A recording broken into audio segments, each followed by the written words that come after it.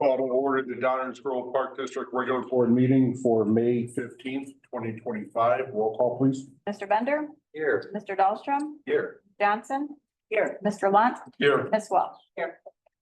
Everyone can please rise, face the flag, say the pledge of allegiance. Stop. Pledge of allegiance to the flag of the United States of America, and to the republic for which it stands, one nation, under God, indivisible, with liberty and justice for all. Thank you. Mr. McAdam, any changes to the agenda? We do not. At this point in time, I'd like to recognize any visitors to the meeting. If you're a visitor, please come up to the podium. There's no online visitors. No online visitors. Mr. McAdam, any written correspondence? We do not. We have a We haven't. Eagle Scout. An Eagle Scout presentation.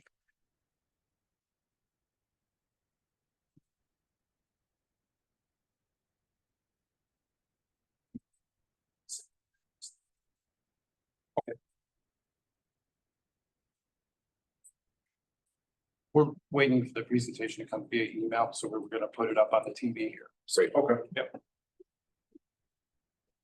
Hopefully it doesn't get blocked by the spam filter. Thank you. While we're waiting, why don't you introduce yourself to the board members? So hello everyone, my name is Joseph Judorikis. I am a Boy Scout in Troop 99, specifically a Life Scout, and I'm working my way towards Eagle. That's why I'm here today. I'm here to present my Eagle Scout project to you and look for your approval. And what troop are you from? Troop 99, And where is that located? Darien, Illinois, Not Downers Grove? or Downers Grove.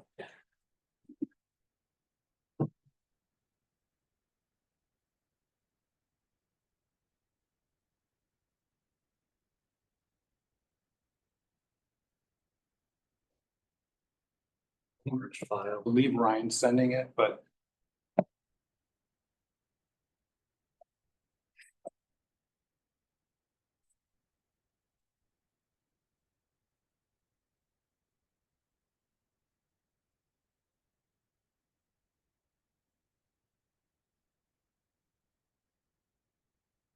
I haven't gotten it. Why don't you go ahead and with the presentation, what you have so far? Of course.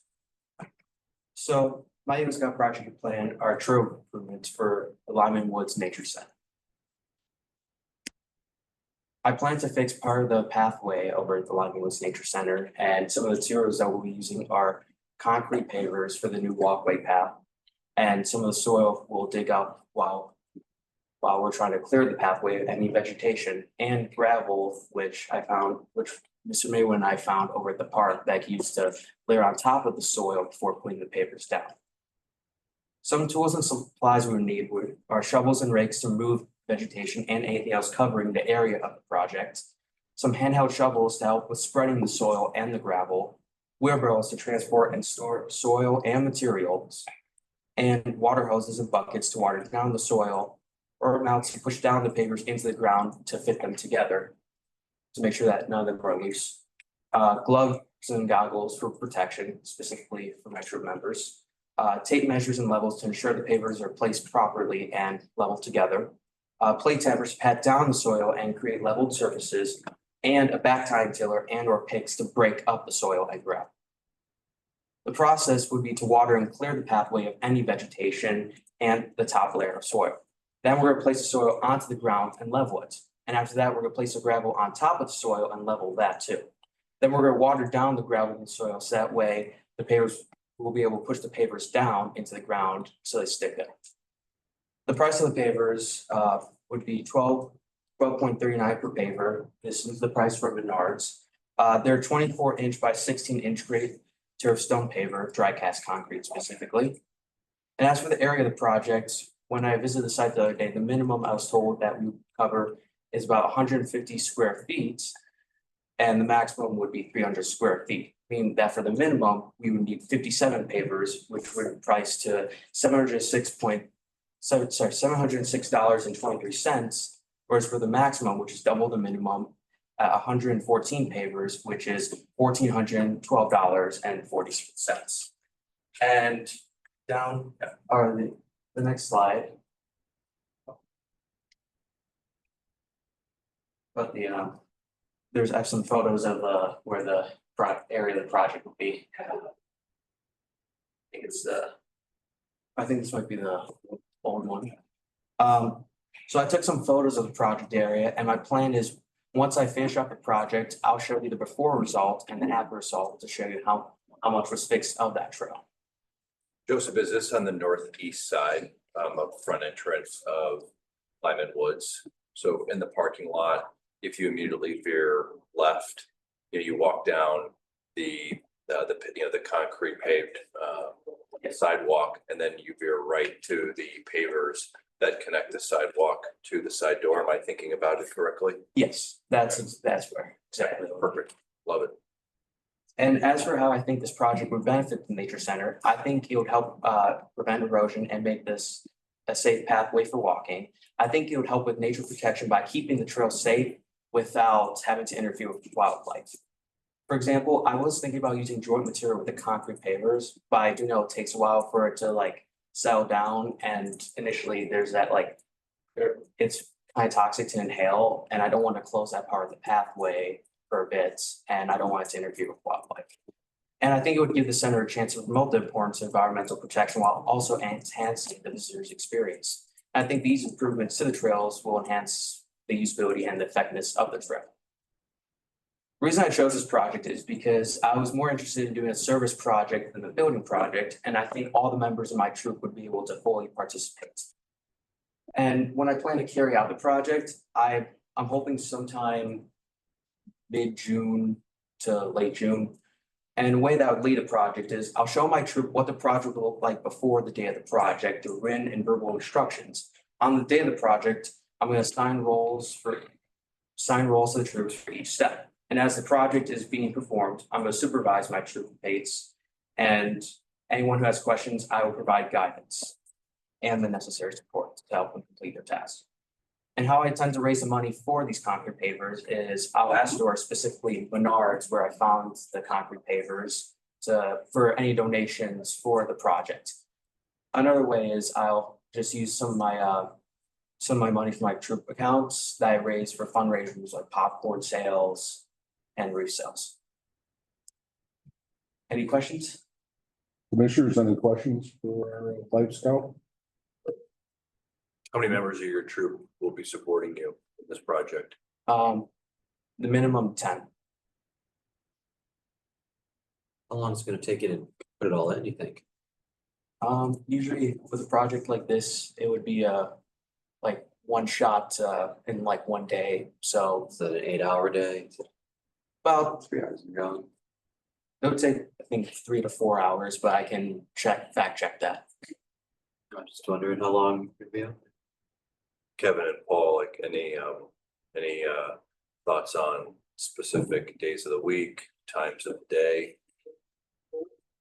I mean, I think Ryan might have a better idea on that, just from a programming standpoint. It was the question about the timing of the day. Timing, yes. The timing. Yeah, in the area where he's working, there's minimal use by regular participants who would participate. We would block off that trail and inform visitors to let them know to reroute, obviously, so they don't get halfway down and Got it. hit a roadblock. Okay, thank you, Ryan. And is this Eagle Scout project been approved by the council and your troop? I plan on meeting with them to get this approved. Before I showed Scoutmaster Marinette from Troop 99 some of the presentation. He approved what I had so far, but now I just have to go to the next committee meeting that I can make and get approved by them. Sounds good. Will you come back and show us what you've done? Of course. Thank you. Thank you very much. I appreciate it. Thank you so much. Have a good night. Communications, item number B3, Lyman Wood Master Plan. And we'll turn that over to Paul. Thank you. Chris, if you want to go ahead and admit those two guests. Good evening. This evening, we're going to be talking about master plan for Lyman Woods. Just a little bit of background on the site. For our new commissioners, this site is a forest preserve here in Downers Grove. but it's jointly owned by the Village of Downers Grove, the Downers Grove Park District, and the Forest Preserve District of DuPage County. But there is an intergovernmental agreement, it was created in 1987, that delegates responsibility for the management, operation, and maintenance of the property to the Downers Grove Park District. So we've undertaken several projects, several improvement projects there over the years. There's been, quite a bit of restoration work done there. And we also have programming at the site, quite a bit of programming that we run at Lyman Woods. The last master plan was completed in 1999. And at that time, that was before the Interpretive Center was built. The Interpretive Center was a recommendation of that original master plan, and then that was completed in 2003. And then there have been several restoration projects, again, that were outlined or recommended in that original master plan that we've undertaken over the years. But now, being 25 plus years later, we feel like it's a good time to go back and kind of re-examine the site and how we use the site as well. For example, programming has greatly increased at Lyman Woods in recent years. Just some examples, I got some numbers from Ryan that in 2018, we had 988 registered participants. In 2024, we had 8,470 participants, registered participants. So we've seen a huge increase. A lot of that happened as a result of COVID, a lot of people discovering Lyman Woods at that time.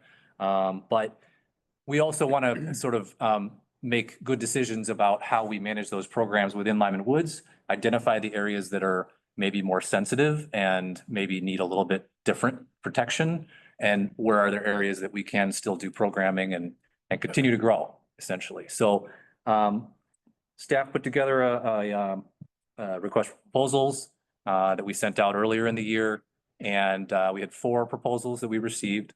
We went through first round interviews with all 4. We had 4 to 6 staff members in each of those interviews, and we've narrowed down to 2 firms that we've asked to come here this evening and give a presentation to the board, so that you have an opportunity to ask questions and get feedback from them.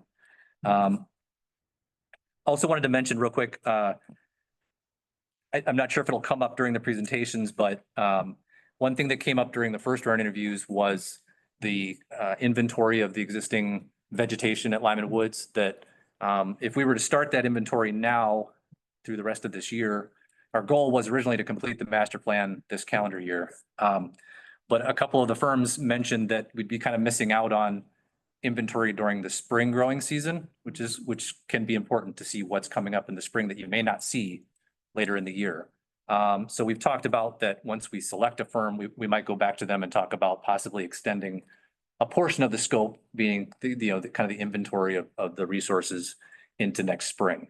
That we would still hope to complete a draft of the master plan this year and just maybe keep the restoration plan, as in draft form until they complete that next step. But again, that's something we've just kind of been in discussions with them about.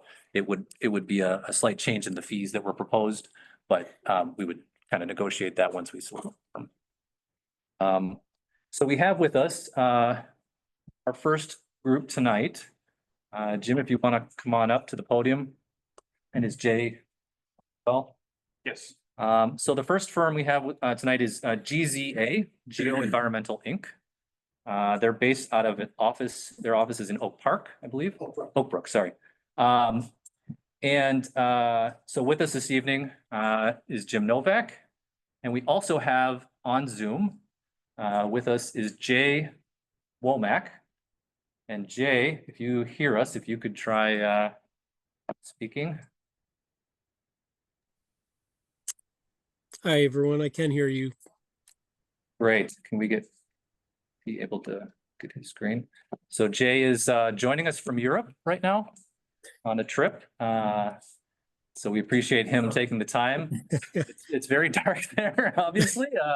It's 2 a.m. Oh, my goodness. Thank you, Jay, for joining us. So Welcome. Jay, are you going to share your screen, or are you planning to have Jim for the PowerPoint? I'll share mine. Seems like a good connection. You're coming through fairly well, so. Oh, good. We had to have Jay on from, You might need to mute your, I think we have to know where Jay is in Europe.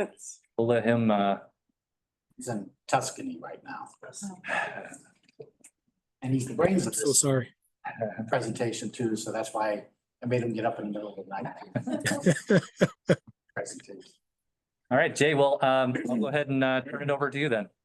Sounds great. Well, first, thank you everyone for the invitation to be back in front of you again. We're very lucky to be at this point. We appreciate the opportunity. So as Paul mentioned, we are GZA, and GZA is in Oak Brook. We're a fairly large company based out of the Northeast, but GZA was Huff and Huff, Jim and Linda Huff from a number of years ago, and were purchased by GZA. Nope. My screen is not moving forward now.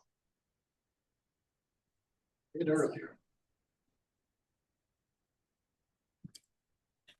For some reason, my slideshow is not moving. There we go. So as Paul mentioned, my name is Jay Womack. I am a landscape architect. I am also an ecologist. I've been with GZA almost 10 years now, and I've been practicing for over 30 years. I've worked on a lot of master plans. I've worked on a lot of projects, and I was actually in a previous firm was involved with the master plan and the nature center that's at Lyman Woods currently today. Part of our team is also going to be Layla Reich. She was supposed to be with us tonight, but she had a family matter come up and had to deal with something, work with her family. Jim Novak in the room with you. I'll let Jim introduce himself. Yes, I'm a associate principal with Huff and Huff GZA. I've been with Huff and Huff about 28 years and about 38 years of experience, mainly in natural resources, working on restoration projects, wetland projects, trees, threatened and endangered species. So that's been the bulk of my work. A lot of that work revolves around transportation projects, but these are the projects we love, where we're working with natural areas and the people that understand them too. So that's why it's exciting to be part of Jay's team on this, because these are the projects we live for. We also have on our team, and we'll be involved with graphics and so forth, is Hannah Welsh, a landscape designer. And if we need her on our team is also Beth Hollenden. She's an environmental scientist who specializes in freshwater mussels. So we do have Beth on our team if she needs to be called upon for any reason. So the first place I'd like to start is introducing you to our Design with Nature studio. This is a group that I co-chair. It's about 120 people in our company who are part of a team, the Design with Nature studio team, and we can draw from them for different projects. This is a group of people who are across the entire, almost the United States, that are involved with GZA, are part of GZA. And we have ecologists, landscape architects, botanists, scientists, engineers, environmental engineers, civil engineers, structural engineers. And it's a group of people that all have a similar passion, which is to really connect people to nature, use science to solve problems, but also use nature to solve problems and use nature to heal the environment. It's something that we're very passionate about and look forward to being part of this project if we're fortunate to be selected. Our team knows Lyman Woods. As I mentioned, I was part of the master plan way back in the day, as Paul mentioned, 1999. But I was recently involved with the Downers Grove Environmental Sustainability Plan, working directly with Downers Grove and Jason Michnick in particular to write the Environmental Sustainability Plan, which was just finalized about 2 months ago and was approved 100% by the village. I was very fortunate to be able to spend time at Lyman Woods, walk the trails, see some of the pieces that are going on. But I was also very fortunate to be part of the meetings with Paul and some of the other staff members from Downers Grove Park District. And I heard firsthand how you are busting at the seams. And I think those were the words that were used exactly in one of our meetings. which is a good thing. But this is why the master plan is such an important opportunity. It's can take the value of the landscape that you have, the ecology of this place, the sensitivity of the nature of the landscape, but really introduce people into those places, but do it in a safe way that doesn't harm the environment, doesn't harm the plants, doesn't harm the water, but makes it a really great place that connects people to nature. Jim also knows the place because our company is currently working on the extension of the sidewalk. I'll let you, excuse me, I'll let Jim mention that real quick. Yeah, that's the path or trail extension along 31st Street to connect east and west there. So there's better access to the park. I have checked on the status of that because I think someone had raised a question before about what's happening with that. I guess this has been on the books for quite a few years. And my understanding is that we finished up the wetland delineation, so we have an idea of the communities there along the roadway. That means the project's in phase one on transportation. This is a DOT project. Phase one is the preliminary engineering and the environmental studies. It'll go to phase two, design plans, and then phase three, which is construction. So I think we're still a few years away on it. But Layla Reich, who was responsible for doing the wetland work there, noticed how wonderful Lyman Woods looked just from that little strip that she worked on to do the delineation for the trail. So it's a special place, and we know it's a special. The trail that he's talking about is along 31st Street. The county, DuPage County Department of Transportation is working on extending a regional trail coming from the east, extending from the east all the way to Highland Avenue. So it would be on the south side of 31st Street and basically connect along the northern edge of Lyman Woods. And so it's something they've been talking about doing for a long time. And so it's nice to hear that it's finally moving forward. South of the parking lot or north? North, so along the roadway, Roadway. basically, yeah. It would be right adjacent to the edge of the roadway. Thank you. Yeah. Jay, do you want to continue or you want to? So I was going to say, we understand that Lyman Woods is an INAI site, Illinois Natural Areas Inventory Site. And we have a lot of experience with those types of sites. I'll let Jim speak a little bit more specifically about that. What we have listed here are a number of the sites just in DuPage County that we've worked in one way or another. A lot of it is wetland work, but some of it has been community inventories, plant inventories. Much of this list comes from the fact that we have a contract with DuPage County Forest Preserve to do a lot of their wetland work at their sites. And so knowing that this is an INA site, again, says something special is happening here and has happened. And we know that any planning that we need to do needs to consider the sensitivity of the INAI site. The INAI site is about 97 acres, mostly on the south end of the park. And those are high habitat areas that I think it's described in the state of Illinois description of INAI sites. It's class 2, which means it's suitable habitat for threatened and endangered species, whether they are there or not, or whether they could be a translocation site from other sites. So it's really a high mark that Lyman Woods has that rating, that it's a high habitat value area. And so we know that when we're working here, when we're planning here, that is part of the critical aspect of Lyman Woods. But Jay will get into a little bit later too, is how do you wed the INAI site and its protection with use. There is going to be proposed uses and expansion of programs here, and incorporating Lyman Woods INAI site into this is going to be critical. It's going to be key. But Jay's already had some thoughts on that, and I'll let him go on a little bit more about this. But it's really a unique site, and on top of that too, it's the history of the site too, knowing that the Lyman family essentially bought this in the 1830s. and have preserved it. There's oak woods there that have never been touched, never been plowed, never cut. And surprisingly for me, sorry, Jay, I was surprised that there are actually glacial cames on the site too. That's something that we typically see up in Henry County. I live next to a couple of cames. But then when I read about there's cames on this site, it's like, wow, that's really special because they're rare in this part of northeastern Illinois. Further north, you'll see them, but so many good things happen.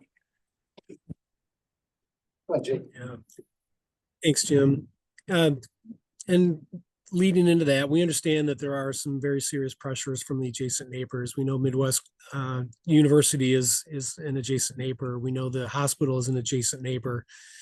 And so there are pressures put on these really rare and unique sites by human development. And so one of the things we want to do is is try to work with them to find partnerships and opportunities for healing the landscapes along the edges. Our edges are really important, and we want to make sure that there's a seamless understanding for the sensitivity to the site, stormwater management, invasive species. And as we start to delve into the site, we want to spend time there. And that's one of the things that we really take seriously is we really want to understand the site.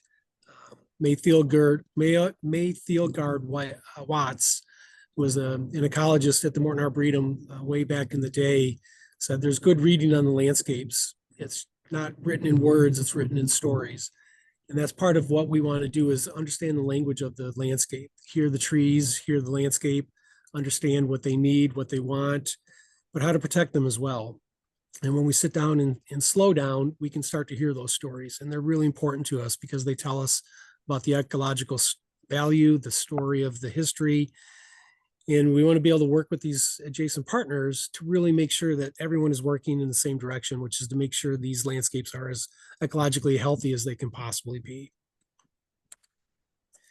We understand, as Jim mentioned, there's a unique history to this site with the Lymans. Very fortunate that the legacy of the Lymans was to leave this place for Downers Grove. And it's, as Paul mentioned, that the amount of use that this site is getting is tenfold compared to what it was a few years ago. I was out visiting the site just a couple months ago and watched kids walking the trails. They're a little bit muddy, but the kids were having a great time. We understand that there's the preschool and the nature-based school that kids come and use. So we understand that the parking lot will need to be expanded, the program will need to be expanded, but we also need to expand it in a way that protects these landscapes because they are very valuable and very fragile. And we know, as I mentioned, it's a very active site. Like I said, we've spent time out here recently. We've spent time over the years working on the landscapes here. So it's a unique opportunity to really expand those outdoor educational spaces, places for kids and adults. We all need nature, but do it in a way that protects the ecology and the sensitivity of this site. And together we're able to dream big. One of the things, if I'm fortunate and Jim are fortunate to be brought on board, is I wear my heart on my sleeve. I am extremely passionate about what I do, about why I work here in these places. And just this simple sentence, together we are able to dream big, emphasizes two of the main points of why this master plan is important to us. First of all, together, we want to be a partner with you to develop this together. So it means spending time with you. It means spending time on the site. We want to hear and listen to what your dreams are, what your issues are, what the problems may be, and how do we solve those together. And dream big. If we don't dream, we won't have a master plan that can survive hopefully decades of time. And that's what we want to really bring to the table is we want to dream big and make it a reality for you and for the residents of Downers Grove. It's very important. And that's our presentation. So I thank you very much. Thank you, Jay. Thank you, Jim. Add to that, whatever we do, we want to consider the young scout here. Too, so Sure. cross purposes. While we have Jim and Jay with us, we just wanted to give the board an opportunity if you have any questions for them. Commissioners, any questions? Concerns? Well, I think you guys have already done a little bit of listening, and I'm curious, what are some of your initial takeaways in terms of the greatest opportunities we have within Lyman Woods? So you want to take that? Yeah, so I think some of the greatest opportunities are in and around the nature center itself. So yeah, after visiting the landscapes, there are some places I think where we can start to expand some of the outdoor areas and get more opportunities for classrooms for kids. But I also see opportunities out near the wetlands and the walkways that you have, and expanding on some of those walkways and maybe even elevating them to be more of a platform opportunity so that water can move, the landscapes can move, but people can walk over the tops of them gingerly. So the photograph in the middle is Coffee Creek Center, where boardwalks were developed throughout a 600-acre development so that people could really walk and enjoy nature, but not hurt it. The photograph on the right is also Coffee Creek Center, where we brought rain and invested rain into infiltration trenches so that wetland, which was a cornfield 1 year before this, was a real place in the environment for people to experience what a real wetland can be part of. And bringing stories out into the landscape, I think, is a really important opportunity. So Lyman Woods has a lot of stories and a lot of history that we would love to be able to tell. But I think Lyman Woods in general, there are so many places that offer opportunities. It's just how do we design them so that they don't impact the environment as it currently stands. A quick question regarding invasive species. How successful is your company in developing plans to eradicate and restoring the area back to its natural, we'll say, Illinois state? There is. Yeah, the prairies and savannas. Correct. A lot of my projects, like I mentioned before, are transportation projects. And so you've seen the right of ways for IDOT and many of the roadway agencies, and they're degraded. Very few areas have any type of natural vegetation there. So when we're asked to do restoration on these sites, a lot of times we call it nuking the sites because they are in such bad shape. But when you have a special site like this, it becomes more of a delicate way to handle it. We've worked on 2 large wetland banks doing that exact type of work, restoration and enhancement of wetland communities there, plus savanna communities. And they were very successful. 2 other sites, again, wetland areas, were successfully done, and to the point where the Corps of Engineers, which usually gives you 5 years to restore a site, signed off on our site in 3 years because of the success we had. We developed the plans and the vegetation to match that site. We just didn't throw a whole bunch of things in there and hope they would grow. We kind of read the landscape, like Jay said, and changed their plans in turn to get that site up to what it could be. This is at over in Lake County, Illinois 83 and Gilmer Road. There's about a 40-acre wetland there, and we had wild success with that. But we know what our general players are. It's reed canary grass, it's common reed, cattails, those types of plants, and they're tough to do. They're tough to take care of, but it takes a lot of effort and it takes time. You can't accomplish that overnight, but it can be done. And so you focus on the worst areas, and then you go after those, because they become, if you don't deal with them first, they become your seed source, and you're going to be fighting them plus the seeds for everything else on the site. So you want to tackle those hard areas first. It's not necessarily going for the low hanging fruit in this case. You want to go for the high hanging fruit, essentially, and go after those and target those populations first. But it can be done. It can be done. Sure. It can be done. But again, it takes a lot of work, a lot of effort, and persistence and patience, but it can be done. Patience, yeah.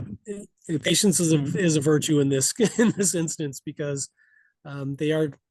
these sites have not been overrun with invasives overnight. It took decades in some cases.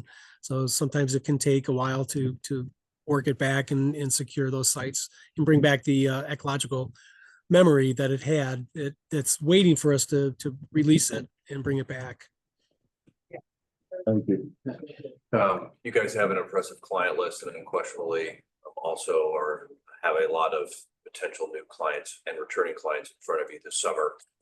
Do you see any hurdles in taking on Lyman Woods project on behalf of the Downers Grove Park District? Jay, I can take this. I do not. We have a super dedicated person right here on the screen that will make sure everything happens that's supposed to happen in developing the master plan. But we do have a large staff, like Jay said, we're part of a larger corporation now. If we were Huff and Huff, I think we would struggle with it alone. But we have 32 other offices around the country with a bank of probably 25 to 30 ecologists, natural resource folks that can assist us in this too. So we call on them regularly. We've used some of the people out of Bedford, New Hampshire office to do rusty patch bumblebee surveys on the rail from Chicago to St. Louis. We've had people come in from the Springfield office in Massachusetts and do wetland delineations with us. So adding this on, we'd love to have this added on to our stack of projects, because again, like Jay and I have said, this is a special project, a special place, and we would have the staff available. And that's part of my job more so, is to make sure that we have the staff available, and Jay has all the resources he needs to get this project done successfully. Okay, thank you very much. Appreciate it. No other questions for me. Yeah, is there another project nearby that you can think of that you've worked on, that you look at Lyman Woods and you say, okay, this is what Lyman Woods is today, but here's what it could be later? Like, is there a comparable, like something that we can go evaluate, see what we think of that project? Jay, can you think of any? I'm rotating some sites around in my head. Do you know of any? Not that I can think of off the top of my head. I know, well, all sites are unique and different, and that's what makes them so amazing. And like Belmont Prairie is one of the most beautiful sites, and is a historical prairie. I mean, it's incredible. I worked at Hidden Oaks Nature Center in Bolingbrook, which has a lot of the same virtues that this site has. I worked at the Tyner Center up in Glenview, which is a prairie, but it's a remnant prairie, just like Belmont Prairie is, and helped to develop a whole plan and a new nature center for that location as well. Coffee Creek Center in Chesterton, Indiana, was so overrun with trees and invasive species that we were very fortunate to be able to have one winter to come in and take out thousands of trees to bring back the light into the ground floor. And we saw wildflowers come back that we thought would take 10 years, and it literally took one season. So there's just so many great examples that we've been part of, but every site is different. And that's what makes them unique, is that they have their own story and their own fingerprint. And so we really want to work as close as possible with that place to bring back what that site is. Yeah, and I can think of a couple of others. We can't take much credit, but for the Rollins Savannah in Lake County is a ideal place where you can see an actual oak savanna. And considering that we have oaks besides just prairie and wetlands here, we want to be able to incorporate that into the plan, because the oaks are the most important species I consider on the site. They've been here 200 years and they've been feeding wildlife since that time. So Rollins Savannah is one example of a mixture of open prairie, but the savanna, oak savanna is something I think is possibly worked into here. On another site, it was as degraded as could be, Campton Hills out in Kane County.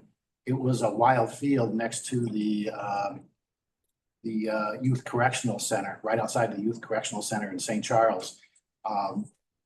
And as a result of permit conditions, the Union Pacific had to take care of a prairie that was within their right of way. And it was a wonderful prairie, just beautiful. When I went through there and delineated the site, I had to pick up my jaw all the time, as every species I was encountering was amazing.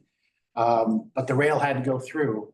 And so what the project team did is they essentially went in there working with the UP folks and transplanted about an acre of prairie. They lifted it up in slats, put them on pallets, transported them to Campton Hills Park near the correctional center and installed them. And it's been many years since I've been out there. So I haven't seen that, but the park district employee there, once we got everything transplanted, gave them the information on watering, no watering, letting it go.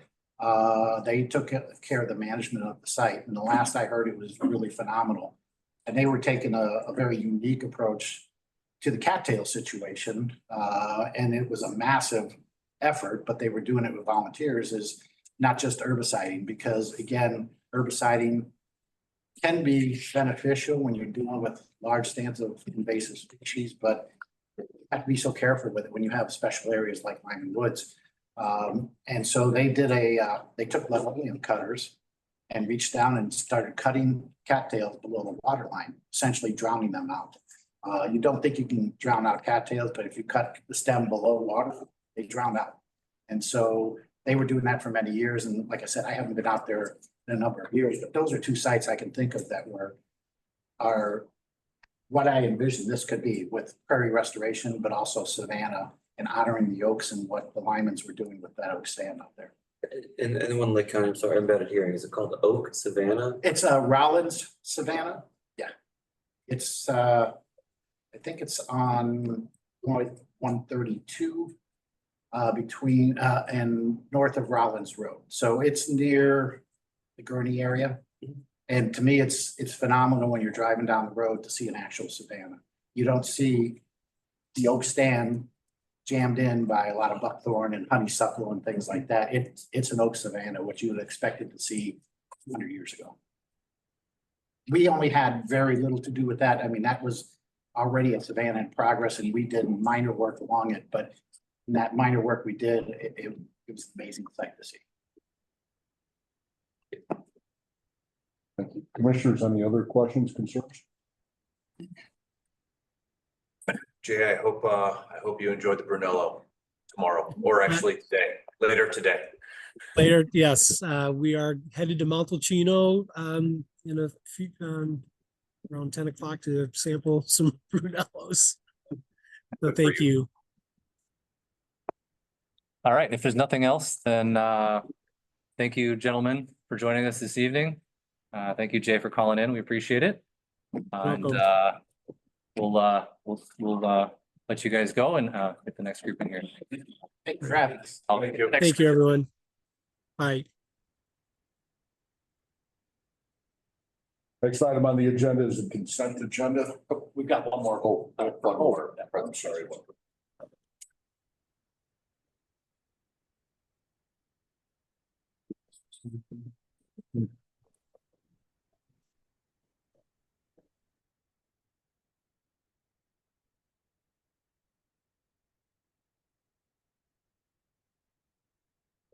Thank you. See you later. Absolutely.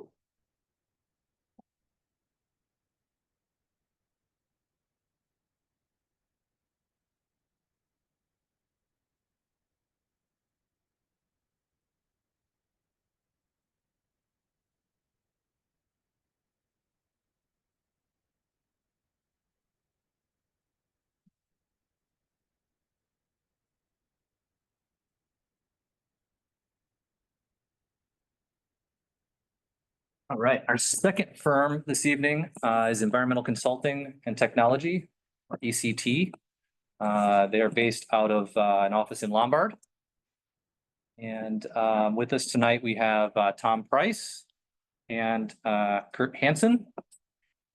And if you guys able to connect. Yeah, let's get started.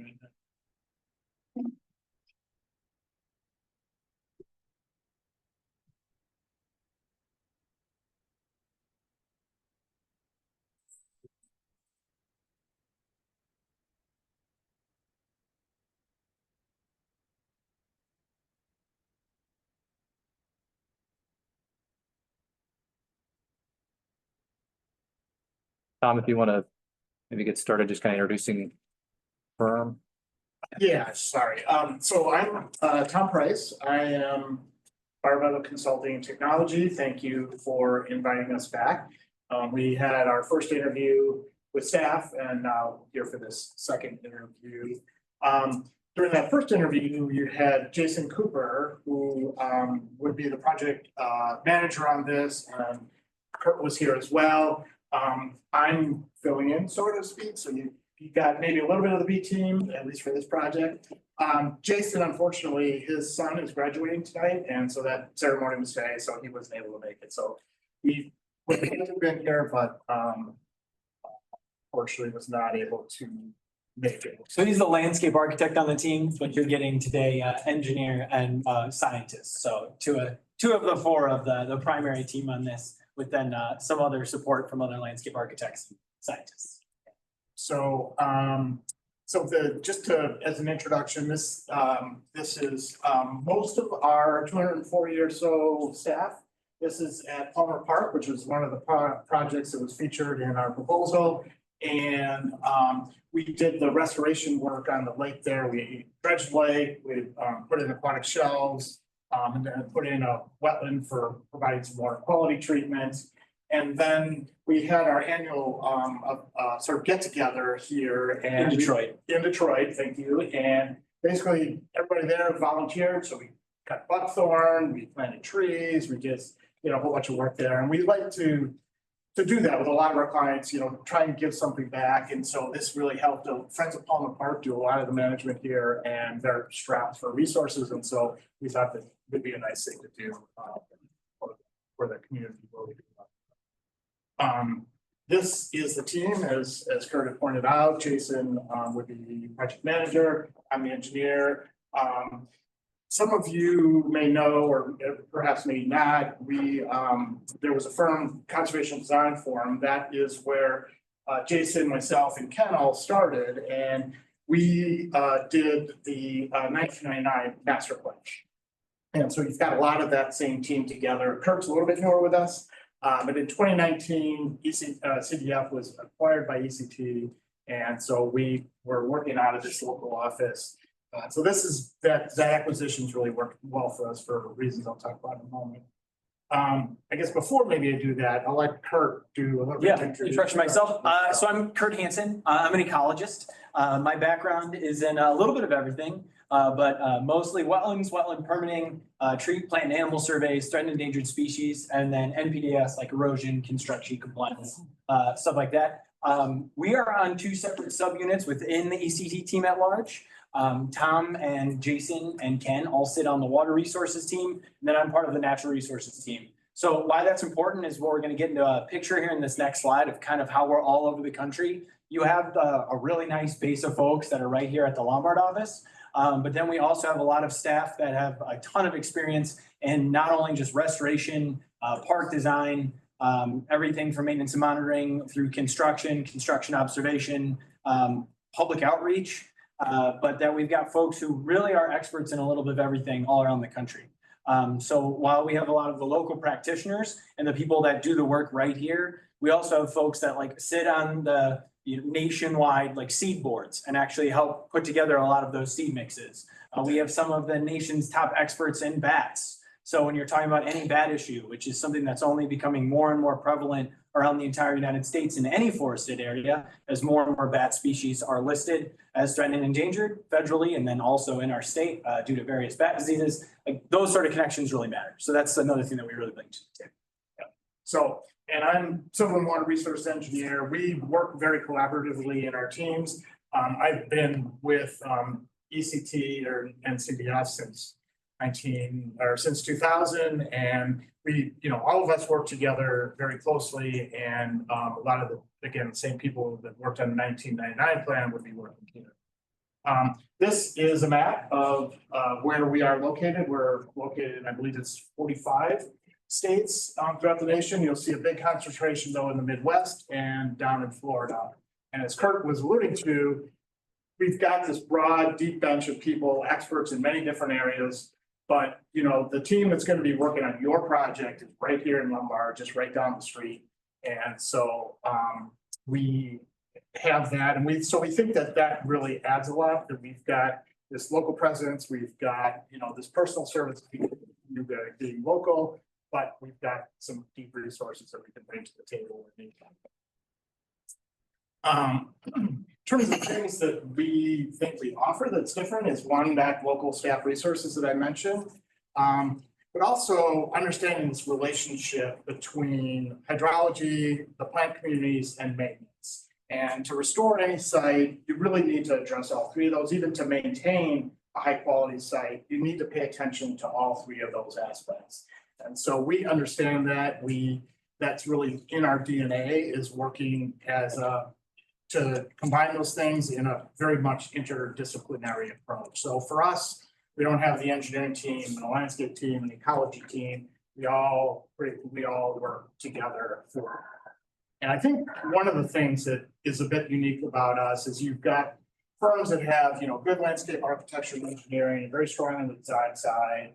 And then you have other firms that are really good at, kind of the restoration ecology, but they don't really have so much of the design. And if what seems like what you need here and what you're interested in here from a master plan is really both of those. And that is really what we focus on, is bringing those pieces together. Especially when you have an area it's in a dense suburban area, but has some really nice isolated woodlands and prairie. And especially with that woodland that was logged a very long time ago is not something that's very common in this part of the state. So making sure that we're, like Tom said, you have a park that has those two things together, and that was in the first master plan. That communication piece came up like, hey, that southern part of the woodland area is really special and is not something that most other municipalities in the Chicagoland area have. But that then you add into the fact of this park, not only was it flourishing before, but after you built the center, it's gotten very popular. And there's a lot of programming, and it is a talk regionally. So now you have to take that to the next level too. And like Tom's saying, with our expertise, and you'll definitely see it in some of the pictures on the next slide, we have a lot of expertise in working on how do you make this place not only something that's functional, good for programming, thinking ahead about what sort of activities we're going to run in this facility, but also how do we make sure that it fits the community's needs while still actually maintaining and restoring ecological function. Sirens. Yeah. A little crazy out there. The last one, sorry, we didn't get into that. Yeah, so we've got another slide on the grant administration. So this is just a sampling of our work. You see in this, I think the things to pay attention to is see parts that are for access for people. So you see the boardwalk, you see the shelter space, you see dots. Those are all very important for providing access to these resources. But also a big part of what we're doing is the restoration work as well. And so that guide in the middle, that's we did a landscape restoration guide for Chicago Park District. We worked on work for the Churchill Woods in here at DePage County Forest Preserve. And so we've got a whole range, and some of them real close to home. Two of these pictures are actually from Lake Ellen. And so we just done, it really gives hopefully gives a good flavor for the breadth of work that we can do, from water quality, stream restoration, to upland restoration in the woodlands, as well as integrating those aspects for the public. And bottom left corner is Montrose, the Montrose Point, which if any of you are birders, is a pretty big birding spot in Chicagoland in general. And I think that's a great example of something where you're looking at a habitat that is obviously attracting very high quality birds, but has tons of people that both use that location. Some of them are there for the ecological function and because they want to see the birds, but other people are just there to use the beach. And it's got to be something that's functional for both. And then from a grant perspective, we have helped our clients get over $35 million in Great Lakes Restoration Initiative funds. And that's just those funds. We've helped with many other grant sources. And we also work with our clients to help them actually apply for the grants. Some organizations are very savvy at that. Others need some help, and we're there to help with that. And then once you get the grant, we can help with many of the administrative aspects in terms of creating the quality assurance plans and the reporting and everything that goes along with obtaining the grants. And so we've got a lot of experience doing that, both helping you get the grants and then whatever help you might need in managing. And hopefully that points out one other thing, what we're really into and as a company is it's all about partnerships. Like, yes, we're here today to talk about specifically the master plan, but we're bringing this up because truthfully, once the master plan's done, this will be part of our master plan is pointing out, hey, these are some grants that can help you make some of those things happen. We also have the expertise and would love to then become the partner to help keep pushing towards the next thing and get some of these grants. And as Tom illustrated, once you get the grant, the work's not done. You have to jump through the rest of the hoops to show that you're using the money appropriately and to keep that money flowing to basically the fruition of that grant. Yeah, so that's a great point. You know, so we do a lot of planning work. We probably do even more of the design and restoration work. And so we hope that, you know, we'd love to work with this on you, but we're also very prepared to take it to the next level and as you move forward. And so with that, I think we'll conclude. And if you've got any questions for. And clearly, we focused a lot of our pitch on why ECT. If you've got any other questions about specifically what was in the scope, we can talk. Yeah, and yes, please ask questions. If you Yeah. didn't hear something and you're kind of wondering, please ask the question. There's nothing worse than having people talk. What percentage of your master plan clients do you end up performing operational work? I can't tell you an exact figure, but more than half, I would say. You know, we're the majority of those. We, you know, we stay on and do the master planning work. And I will say there's many times where we're taking over somebody else's master plan, then they hire us to do the implementation after that. So there's probably as much of that as follow for other. Okay. Great question. Commissioners, any other question? I assume you guys have been to Lyman Woods? Yes. Okay. What are some of your favorite aspects of Lyman Woods and what do you see? Like if you were to lay out a vision for the master plan, what would it entail? It's fun that you guys, we were talking about that before, and actually Jason Cooper, who was on the Zoom meeting and then isn't able to make it today, talking about being at Lyman Woods. He's hosted some of his son's birthdays at Lyman Woods, which was a fun story for him to get to tell. But personally, maybe it's the business aspect of me I was looking in and being an ecologist who's a consultant.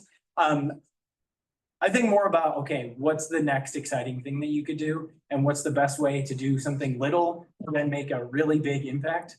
And while I am an ecologist first and foremost, and you would think the thing I'm most excited about is specific plant communities and, you know, access to that. The thing that I'm very first thought that comes to my head when I've been out there is if you're someone who's walking into Lyman Woods, it's very difficult. You can come through on the west side, through either of those old, right now they're just service entrances. They're both chained off. But if you actually want to walk into the main entrance, you got to go across a 5-lane road. And why I'm bringing that up is I know the two big things that you guys got is comments about what your constituents would like to see. Like their two big issues was parking and then the flooding of the trails. Is you have a lot of people who live just west of Lyman Woods. And my personal and professional opinion is that when you give people an easy way to walk in, a lot of them are going to do it. And while I'm sure staff would be able to tell us better than we already know of how many people already do that and how many goat paths are you getting from those like maintenance entrances than trying to get to the main trails. I was getting excited about the concept of if you tried to just cut the northwest corner with an access road that someone could go, a walking path that someone could go from the existing sidewalk because there's a crosswalk there and then still get them to funnel past the center. Because at least in my experience too, part of what you guys want to know is how many people are coming and going, but then also having that connection with folks. And if they're just coming in to walk their dog and sneaking in the back way, you're not getting that opportunity. They're not even seeing all the value that you're really giving them at Lyman Woods with your actual facilities. So trying to funnel people towards that direction that might be coming in a different way, I think kind of kills one of your birds while actually adding, another functional access point. And I guess I'm also a little bit biased besides the fact that I like to walk a lot, so that's part of it. Also having like a 1.5-year-old, that makes a difference too. Like a lot of those people want to walk, and when you give them the option to, they're gonna take it. And then he's a biker. And when I talked about this idea with Tom, Tom's like, yeah, also if you're trying to bike there, all of a sudden it gets a lot easier. So I know that wasn't exactly your question, but that's one of the, and then on a similar note, something else that came up during the interview that I think ties into this that gets us really excited is like, okay, we are probably the wrong people to ask about like, hey, is this body of water pretty or not? And we're like, oh, well, it's got these invasive species and that's happening over there and it's not flowing correctly, you can tell. But people really like water and they like viewing water, especially in parks. So something that we talked about too is within our team was just the whole point of like giving people a really good way to actually come and view your pond on the south side, which is the damming or the weir that's on that creek that is actually damming up and making your pond. And I know you guys are having beaver problems. But by making that something that's a little bit more purposeful, would really add something that people are really, really into. That the picture, if we go back, like it cracks me up how much people just are gaga over something like this. Like the ability to get right up to water and look out over water. People will literally drive to a park that they've never been to before just to go on a short trail. That's even and sometimes people complain about there and backs. With that, we do not get people complaining about there and backs as compared to a circle. And I would highlight just the trails, being sort of a water guy, hydraulic engineer, I like the ravines and things like that. I like to see flowing water. So for me, those are pretty special. I don't know that is like, so when we think about a project, we certainly have our own personal interests. We also are thinking about what is the broader public interested in and not really focus on just what's important to me. And so I think, as Kurt pointed out, is the trails. I think really thinking about non-motorized access is, if that's something that you want to consider, I think could really help, reduce the parking problem potentially, or at least reduce how much it need to be added and just make it a better experience for people. And then, I understand that the trails are wet, so, trying to look at where those, relocating some of the trails. And then I love walking in the woods too, and I know that's a tough, there's the woodland there. It's super high quality, and so just being thoughtful about how we have people walking through there, but in a way that's not gonna. And talk on that, and something that I think is interesting about the way that we scope this out is we've gotten the conversation about like 2 half-day meetings with, staff and constituency, and having it basically where the first one is just about like, okay, what are your vegetative management goals? And then the second one being about, cool, now what are your recreation and infrastructure goals? And kind of forcing even a little bit of soul searching too, to be like, okay, so what are those high points? Like, what are the things that really matter the most to you? And then how can we help you dissect that and come up with these are those, integrate those ideas. Yeah. Too. And where do the two of them meet? And then how do you also do that in a way that's, cost effective?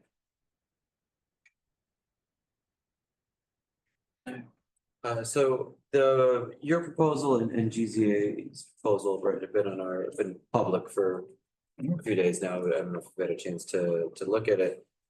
Your proposal is 10 grand more. Why are you with 10 grand more?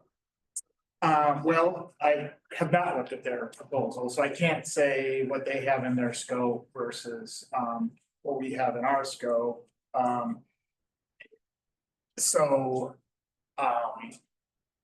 So it's difficult for me to say, but typically, what I think the value we bring to the table is, one is we do have that history.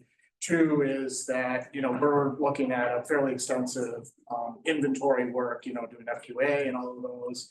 And I just don't know how much of that they're doing, but typically, we're all charging kind of the same rates. Our hourly rates are about the same. So I would say probably we're just anticipating spending more time with you. That's 100% what my answer is going to be, as I would guarantee you we're talking about spending more time coordinating with both your folks and your neighbors. That's in there as well, including that. We have connections with Good Samaritan to the south. And I know that you guys have had some issues with getting down to access near your weir, just south of there. And then even potentially talking with the Forest Reserve regarding, what we have talked about internally too, is also with the hunk that the Forest Reserve has that's right along the road. You've got and I understand that the property is kind of dual owned with the Park District and the Forest Reserve, but their section near the road is harboring a lot of invasive species, specifically wet species. So even having those conversations of like, hey, if the Park District decides to spend the money to try to mitigate some of that, what are your neighbors gonna do? What is Good Samaritan gonna do? To make sure that that's not wasted money? Yeah. Did you see anything differences in what we said we would do? Not my area of expertise. Okay. Yeah. Well, that may- Commissioners, any further questions or discussion? Any challenges meeting our timeline? We did bring up in our conversation with the staff at Lyman about the 2 sample periods for the vegetation. And with so much of it being forested, we just made the comment of you're gonna miss all the spring ephemeral communities, which is a really big deal in forested areas in the Midwest. So I know there has been talk since that of potentially adding to the scope, even though the rest of the plan would still happen, that potentially following up next year in the spring to get those communities. Because just the catch is so many of them, like Senes, go to sleep right now, like in the next week or two, that they're done like flowering and doing their whole life cycle for the year. So we wouldn't want to miss that, because you start coming up with the next phase, we wouldn't want to come up with an idea and then find out like, oh, that's your only patch of shooting star that's in that part of the woods, and we designed the trail right through it. So that's the only caveat that we added during that conversation. And I understand since then there's been talk about adding a third vegetative because of that. Yeah, and I will say just when we commit to a schedule, we meet for deadlines. You know, sometimes you see firms that they'll promise you everything, but then they just constantly miss deadlines, and we don't miss deadlines. Good. No other questions? Any other questions? Thank you all for your time. Yep. Thank you, gentlemen, very Yeah. much. We appreciate it. Thank you very much, guys. Yeah. Appreciate it. You?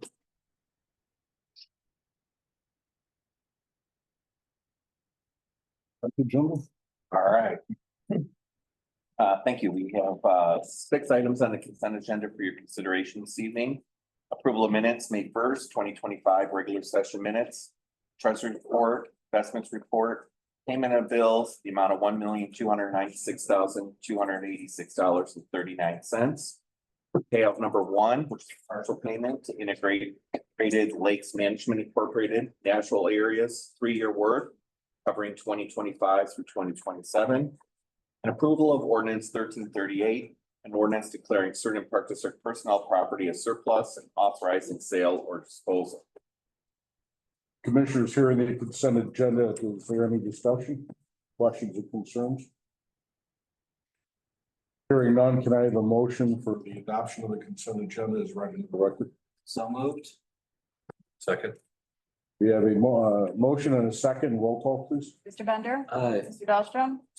Ms. Johnson. Mr. Lunt. Aye. Ms. Welch. Action items. Commissioners, before we get to the action items, I'm asking if there's no objection, item number D4 be tabled from the consent agenda. Is there any objections or concerns? Hearing none, we'll go to the action items then. Thank you. Our first action item for your consideration is consideration of bids, district-wide seal coating 2025. This is something we do annually, and I will turn it over to Paul. Thanks, Bill. So this is seal coating. We seal coat our parking lots typically once every 3 years. So we've got a cycle that we do a certain number each year. We went out to bid. We had 7 bids, which was nice to see that many. And our low bidder, Rhino Seal Coat, has done seal coating work for us in the last few years. They've done several of our projects. So we're recommending approval of a contract with Rhino Seal Coating. And it would be for the base bid. We also have 2 alternates. We had a couple of additional things we wanted to get done, but we wanted to see how the numbers came in. So we had a couple things separated out, but with where the numbers are falling within our current budget, we would be able to do the base bid plus both alternates. So our recommendation is the base bid and both alternates. Thank you, sir. Item number D1, discussion. Any comments, concerns from the committee? Hearing none, can I have a motion for action item D1, consideration of bids for district-wide seal coating 2025? I move to authorize the executive director to enter into an agreement with Rhino Seal Coat Incorporated for the district-wide seal coating 2025. Including both alternates for a total contract value of $34,101.58. Your second for the motion? Second. There's a motion and a second. Any further discussion? Hearing none, can we have a vote, please? Mr. Bender. Aye. Mr. Dahlstrom. Ms. Johnson. Mr. Lunt. Aye. Ms. Walsh. Moving on to action item number D2. Thank you. That is consideration of bids, Lyman Woods Boardwalk Replacement 2025. Back to Paul. Bill, yep, so this is an existing boardwalk that's ready to be replaced. We had 3 bids for this one. Our low bidder, Custom Manufacturing, has installed a couple of boardwalks out at Lyman Woods for us. They're very good at what they do. This is all they do really is boardwalks. They focus on it. So we think they're well qualified. Again, we had a base bid, which was installing the new one. An alternate number 1 was to do removing the old one that we separated out as an alternate to give us some flexibility. But again, these numbers are well within budget, so we're recommending the base bid and alternate number 1. Thank you, sir. Item number D2, any comments or discussion from the commissioners? Hearing none, may I get a motion for approval for action item number D2 on the agenda? Consideration of bids, Lyman Woods Boardwalk Replacement 2025. I move to authorize the executive director to enter into a contract with Custom Manufacturing Incorporated for the Lyman Woods Boardwalk Replacement 2025 project, including the lump sum base bid and alternative number 1 for a total contract amount of $83,450. Is there a second? Second. We have a motion and a second. Any further discussion? Hearing none, we have a vote, please. Mr. Bender. Aye. Mr. Dahlstrom. Aye. Johnson. Mr. Lunt. Aye. Ms. Walsh. Action item D3. The next item is authorization to bid golf course dredging. This is in conjunction with the project we have with our irrigation replacement plan. Ken cannot be here tonight. He is teaching golf because our other golf instructor is not working, so we thought that was a little more important. But Dave and Eric can give you a little bit of background. Paul, back to Paul. Okay. Paul, it's all yours. Oh, sure. So we had budgeted for doing the dredging next year. I believe Ken and Jeff at the golf course had intended to do some of this dredging of the irrigation pond next year. But after meeting with their irrigation installer, Jeff had met with the contractor who had some concerns about the silt being in place now, so that they were recommending that the dredging be done prior to the new irrigation system being installed. We don't want to put a new line in and then have it get clogged up right away with all the silt that's in the bottom of the pond. So that's why they're recommending moving it up as opposed to next year. From a budget perspective, we had in the budget, there's 1.8 million.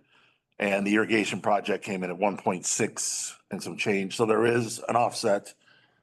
We believe we'll be able to cover this. In addition, we appropriate always more than that, so that's our legal limit, so we will be able to cover it. As Trish said, it's kind of just looking at it as, when do we take that money out of the bank? Is it this year or next year? Makes sense to take it out this year, so we'll just do a little bit left next year. With that being said, we are not sure yet how much exactly will be pulled out of that irrigation pond. The quote that we originally were talking about is up to 9 bags, which could be considerable. May have to be broken into pieces. We're not yet sure. That will be determined more as we go out for bid and see and understand how much it will be, both cost and amount. We did get a second preliminary cost, just came in, and they have different perspective on, how much silt will have to come out, and their price potentially could be considerably lower. So again, we want to go to bid now to avoid any delays further on in the project. Which pond is this? It's the irrigation pond right there. It's right up. By 9 and Yeah. right back of the driving range. There's a pond by 5, 6, 7. Yeah, no, That's not the irrigation. main one. there's a little building that sits next to that pond. And that floods. We raised some of the electrical a few years ago, just as temporary, but as part of the overall irrigation is to move that building, which then moves the intake from the existing place, which then is driving some of the silt discussion. Basically, advisor had advised that we don't do the irrigation if we don't do this dredge. And this has never been dredged in the whole history of Belmont Pablo. Not as of the last 20, 30 years, at least, we know. May have been when they did the last big reconstruction, but I don't know that for sure. I know the little ziggly thing that we did had not been dredged until we did that. Well, we did that in 18, I believe. I recall from other conversations, when you dredge this, you move the soil somewhere else on the property. That's what we're talking about with the bags. So basically what will happen is they'll take the material out of the pond, pump it into these large bags that lets the water, clears it out. And then the material, the organic material will dry out, and then it just becomes part of the landscaping. But potentially there's a lot of bags that can't be in the floodway or the floodplain. So they can't be in the middle of the fairway. So we need to see where that's all gonna fit. That's still an open discussion. That's an open discussion. That's where Dave was saying we've gotten 2 quotes and they've had very different estimates of how much will be pulled out. I think ideally, if you're going in there doing work, you'd want to do the whole pond. But from a cost perspective and potentially just a room perspective, we may not have enough room to store all that in one dredge. So the focus would be on the intake area. And does the dredging interrupt golf or? No. Does it we can go right on that? No, we did it while we had golf, so. Thank you. Great for. Any other questions, commissioners? Hearing none, can I get a Motion for action item number D3, authorization to bid golf course dredging. I move to grant authorization to bid the golf course irrigation pond dredging project. Is there a second? second? We have a motion and a second. Any further discussion? Hearing none, we'll have a vote. Mr. Bender, Aye. Mr. Dahlstrom. Aye. Ms. Johnson. Aye. Mr. Lunt. Aye. Ms. Swam. Aye. Moving on to Board business, item number E. have quick comments, present comments. First of all, I'd like to extend a warm welcome to our newly elected commissioner. Welcome once again. Pleasure serving with you. We are excited to have you join our board and look forward to your valuable insights and contributions as we work together for the betterment of our district. So welcome once again to your second or first meeting. I also want to take a moment, and I know he's not going to be happy about this, but that's fine. I also want to take a moment to express my heartfelt gratitude to Commissioner Bender for your dedication over the last couple of months with working on some of these ordinances. I do appreciate it. Your efforts on the various important topics, especially regarding the ordinance for our district, have been invaluable. And I just want to take the time and effort. We're all volunteers. We don't get paid for any of this. And I know you put a lot of time and effort, and I really hope you're angry with me. I think you have done a lot of good work, and I want to thank you. Commissioners, do you have any other comments, concerns? Any comments? No? None for me this evening. Okay. We're on to F1, staff and committee reports. Thank you. Given that we had a couple presentations today, another manual to look at and executive session. After the deputy director's reports, we'll take questions from the board for all the other individual staff reports. We won't have individual presentations this evening. I just only have one item that's not totally included in the deputy director report. Who keeps stealing all my old thunder. Is just talking about the park tour, which is June 5th at 3 o'clock. Our draft idea plan, unless we get any other input from the board, is to start at the administration center So we'll go into the actual meeting at the administration center. We're going to do a presentation on the fitness court that staff has been working on as part of the OSLAC grant project at McCollum with a separate grant for that project. So we have a small video as well as we'll have some updates on where we are in that grant process. We'll also go over where we had last left off with concept plans for Gelwick's Park and some of the thoughts out there. And then we'll actually go visit McCollum Park so we can see where that fitness court would be. Also review what we're doing with the OSLA grant. And then also take a look at the spray ground where this fall the extra surge tank to compare some of the issues we had with the original engineering on our original surge tank would go. We do have the IDPH permit, so we're making progress. So I feel more comfortable that fall is going to be the time to do that. From there, we will travel to Gelwick's Park so that you can kind of visualize a little bit of what the concept plan is with the actual site. Then we will come back to the administration center and we'll have an initial presentation to gain some thoughts from the board as to the affiliate agreements. Staff has started working on updating those and have a number of items that we just would like to discuss with the board. So unless I hear any other ideas from the board, that's the plan for the park tour.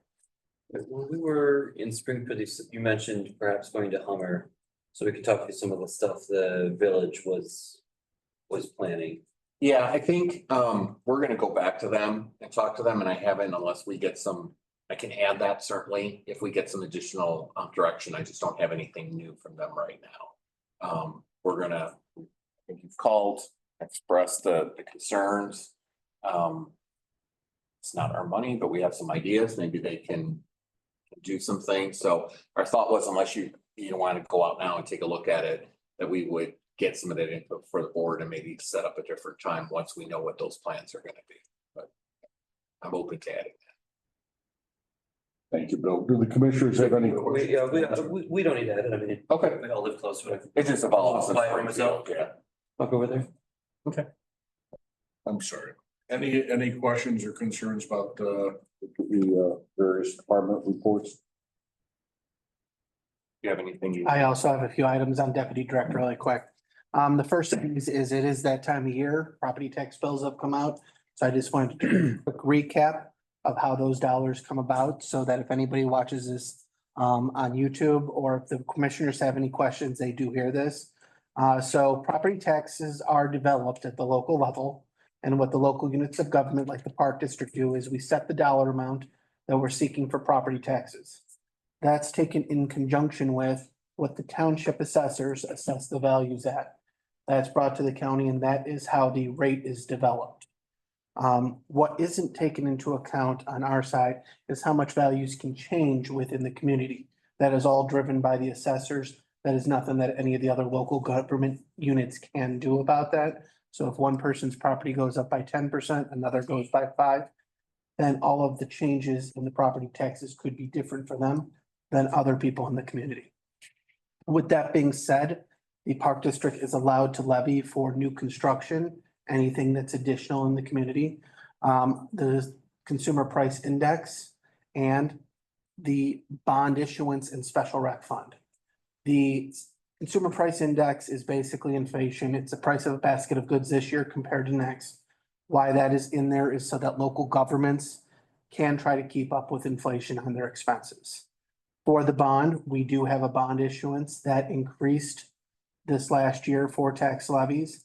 And what that is for capital projects within the park district.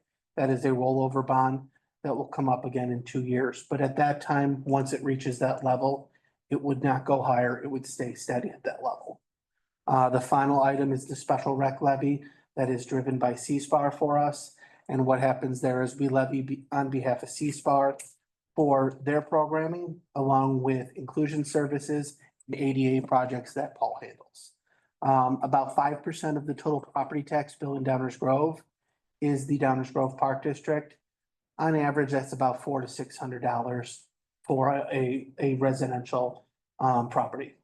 And then finally, those funds then are utilized for our 600 acres of land, the facilities, the staff, and the recreation programs that we provide. So that's just a really quick synopsis of how that's developed and what it goes for. The two other items that I want to mention really quick are capital status reports. So President Lund and I have been talking about ways to make sure we're communicating fully to the board what is going on with the capital projects. As those are budgeted in the fall of every year, those go out 6, 12, 18 months, and it can be hard to remember what was budgeted, where we're at with those. So what has happened is Paul File has formatted his report, and it actually goes project by project, tells how much is budgeted, how much is expensed so far, and where we're at in the project. And then Kevin Roselle has updated his for the vehicles and equipment to show, for example, as of now, everything is ordered. We're just waiting for it to be shipped. So that should be a good informational item for the board moving forward. And then finally, the recreation quarterly report is a new report in your board pack this time. What's happened there is Dave, myself, and Michelle have worked together to analyze on each season the 3 to 4 major programs, show the board a little bit of information in real time. So what it allows us to do is to quickly identify some of the popular programs along with the trends that we're seeing, observe any patterns or maybe growth opportunities that we can pivot on and move forward with. And it also is just some more data-driven planning and resource allocation so that we can really provide that information to the board, but also be seeing that firsthand ourselves and make those adjustments as we go. And that's all I have. If you have any questions for myself or the other directors, we'd be happy to answer them. Thank you, Eric. I appreciate it. No other questions? Any unfinished business? We do not this evening. Any new business? We do. First is new park board manual. We get a memo in your board pack as well as a draft of a new board manual. We said revised on there. It really is a full rewrite from the existing manual. And Eric and Attorney Price, who's in the room, can answer any questions the board may have. I think Eric is looking for direction on a couple items as well. I do have a list of items once the board asks any of their questions. This was developed between basically 4 different ways of getting the information. The first was our old manual. As Bill had said, that was a little light. This is a lot more structured. In addition to how we do things currently, the Naperville Park District's board manual, who Commissioner Lund had mentioned to me was a very thorough, good one. They're also represented by Ansel Glink. And then finally, IAPD best standards. So looking at their documents and what they recommend for park districts and trying to make sure that's incorporated in the document. So before I get into any things that we need some consensus on, are there questions or comments from the board?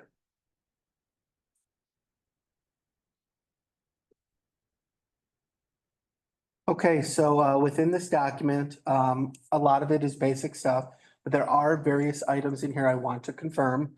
On page 20, we talk about the capital plan and the master plan. We mentioned that at a minimum, we'll have a 5-year capital plan, a 10-year master plan, a master or strategic. Is the board still comfortable with this? The way I'll ask it is, if anybody is not comfortable with it, please let me know.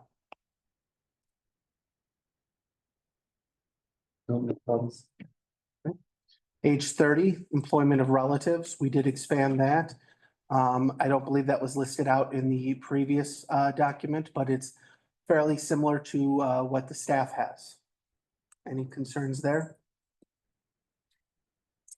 Page 32. Sorry. Page 30.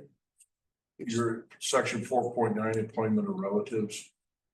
So I basically list out that relatives of the board. I'm sorry, it might be 29 in yours. Section 4.9. Page 30 of the PDF document. Depends how you're looking at the page number. That's that thing. Kind of like the audit. So I was looking at the top numbers up on top.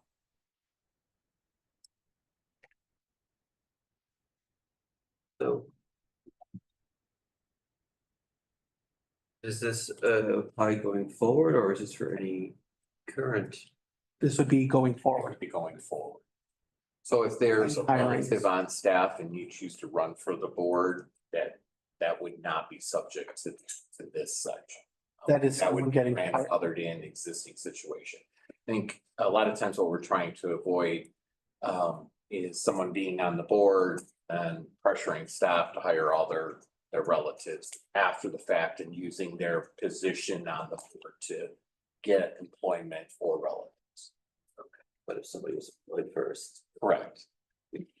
Also became a board member later, not a problem. Yes. Okay. I don't have any, I would.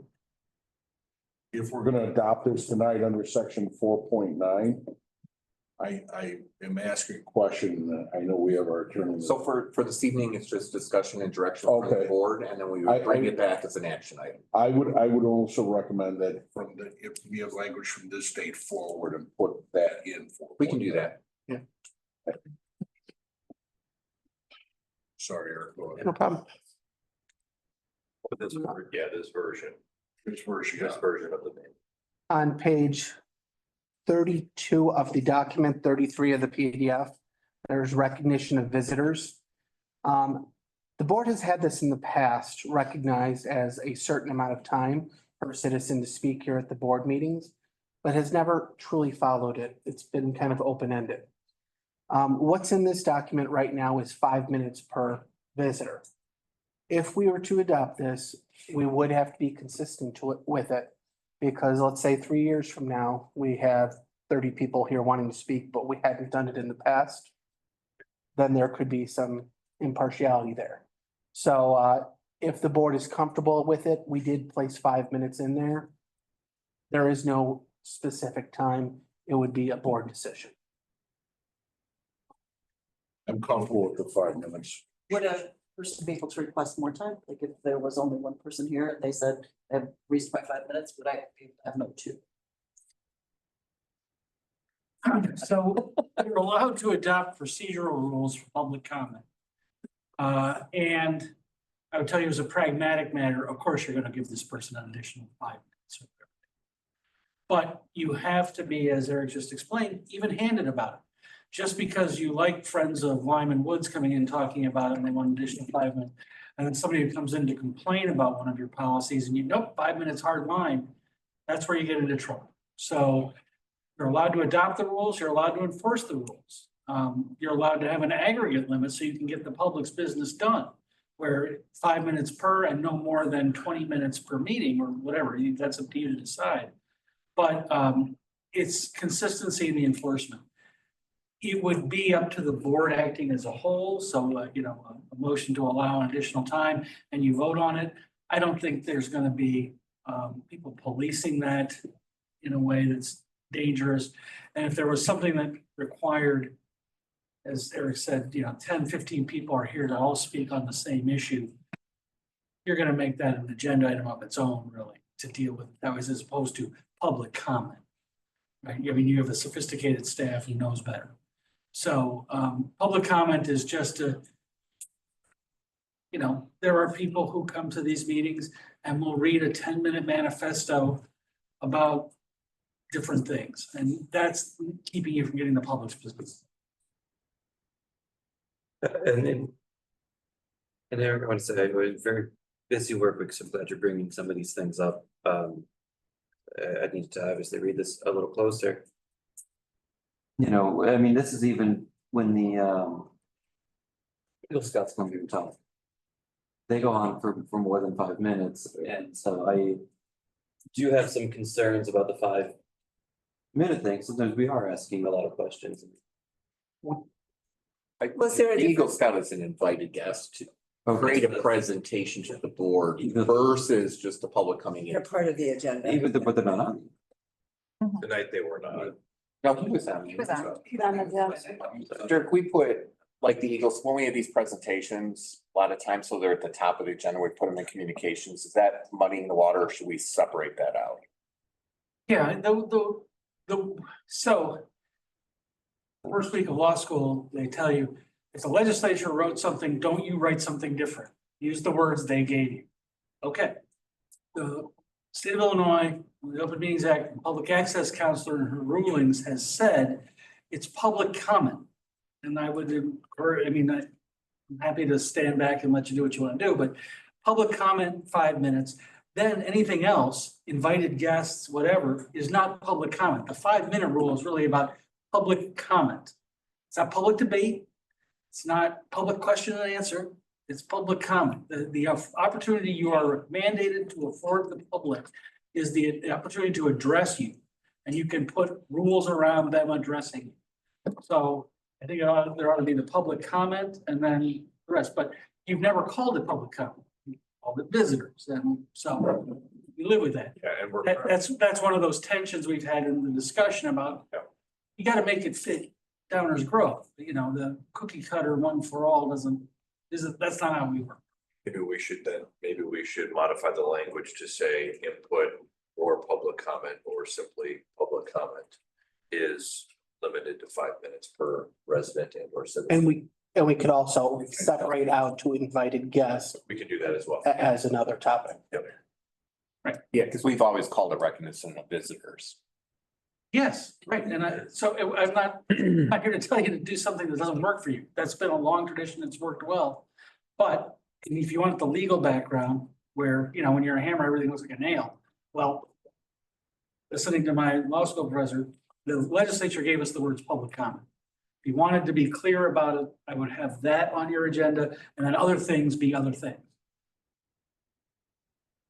But that's a choice. So are the commissioners in agreement? I don't know, we're coming back to this, but Yeah. changing it to public comments specifically put, are we in agreement with that or? To distinguish it. do we- Public comment and invited guests, do we want to then? Yes. It's an easy. And I think that's consistent with the village. Which might. Okay.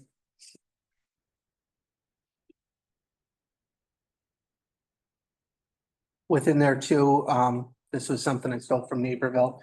They do have an issue identification form that people could fill out if they wish. Wouldn't have to, but they could. That could be something we add here too. Just gives us the ability to hand it to the president or the secretary.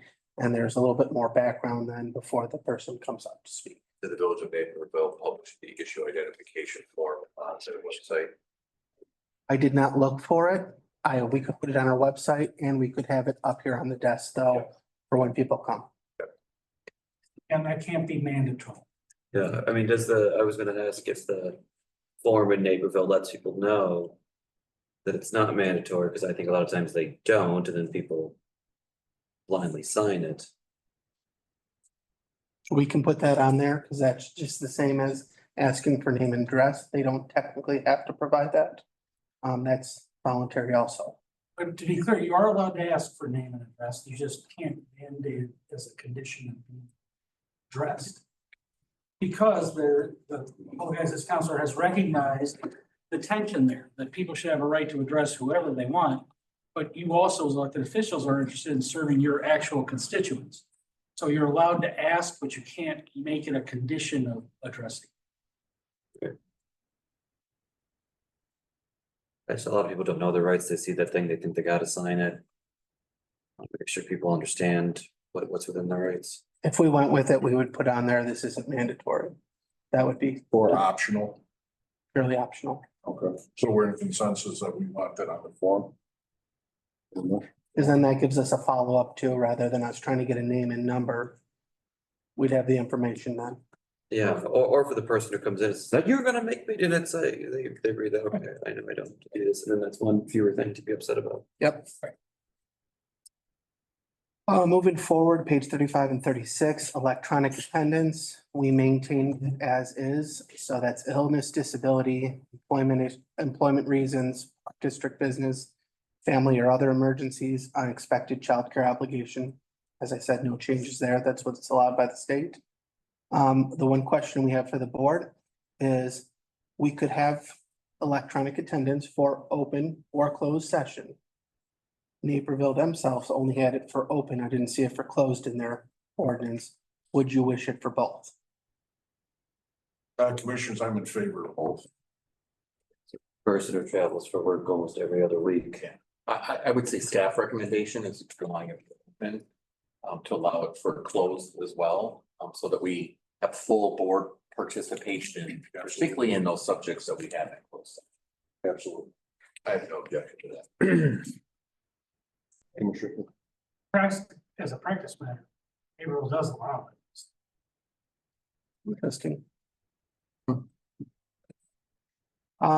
Page 38, vacancies in office due to attendance. This is a new section. I have to start off with, it's not as simple as just the little paragraph that's there. There are a lot of steps and legal requirements to go through. If this ever was to happen. In addition, if the board chooses to keep this in the manual, we will have to pass an ordinance on it as part of the process. But basically, if an individual board member misses 3 consecutive meetings or 6 within a year without good cause, the board could call for a vacancy due to that. As I said, there would be more steps after that, including conversing with the individual. However, this can be placed into the policy as a way to try to encourage attendance of future board members. Commissioners, your thoughts?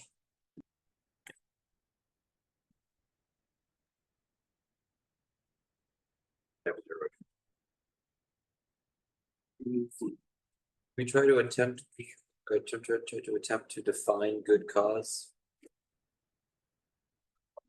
And if you want that in there, we could list stuff such as what was listed, for example, electronic attendance, that's just an example, illness, disability, employment reasons.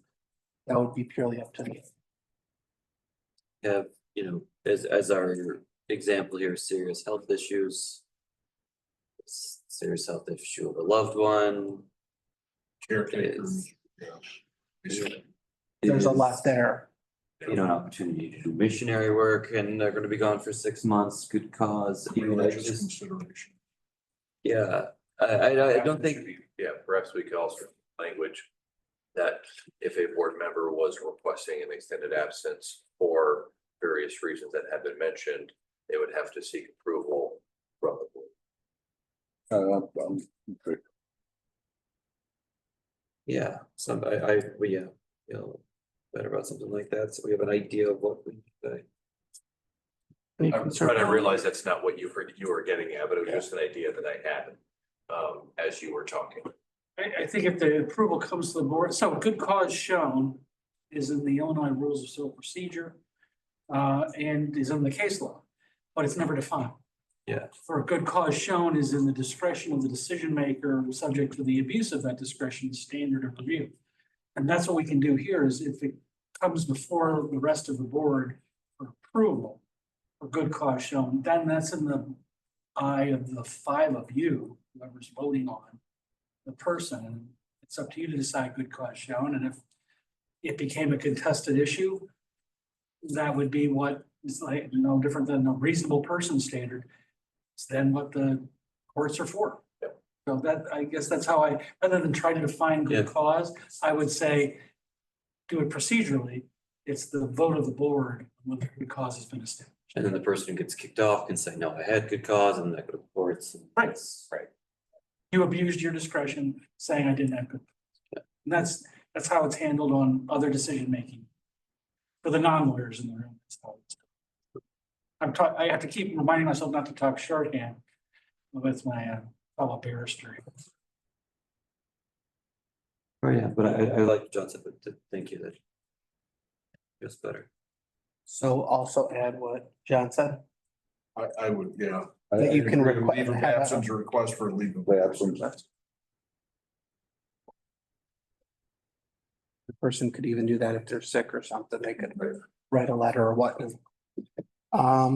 Naming of parks, facilities, recreational areas, page 39, I believe. This is very close in line with what we already have. Based on streets, geographical locations, historic figures, events, concepts, or individuals who contributed significantly to the park district. It's 39. 38. PDF page 39, 38, and then 38, 39. 39 down here. Oh, I see it. 38 here, 39 up here. See how that does that? So basically, it would limit it to those reasons as to what a naming would be. It would require a unanimous vote. We would have a 60-day wait period between the motion and voting. In addition, I have outlined here separately that a philanthropic reason is allowed if somebody was to donate a large property or something to us. And there's also some limited time sponsorships opportunities allowed. That would require a board vote still, so the board would still be able to govern that, and that would only be for limited time. But an example of that is Joliet. They have Memorial Stadium. They have their field there, and they called it ATI Field at Joliet Memorial Stadium. So that gives the board flexibility in the future if they wanted to go that direction.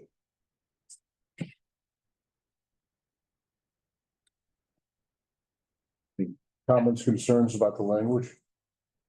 No, I do not. I don't think it needs to be in here, but just something for the board to be aware of. Sometimes we're looking at purchasing a piece of property. I've seen sellers want the legacy of their name, and that becomes part of, like we do, with the, personal property or doors or windows is, yes, we want to have our name on that property, and I'm not selling it to you unless you name it. That becomes part of that negotiation, so I don't think it needs to be in there, but just something to keep in mind. Sometimes that's how the name ends up happening, is it's part of a purchase. We lower the price. Well, there's value to that. That is a negotiating piece, because there is value in that.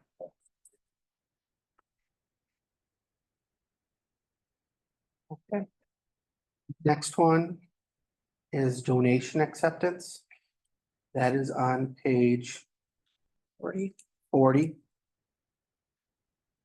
What is here is that anything over 30,000 would be brought to the executive director, who then would bring it to the board at a meeting.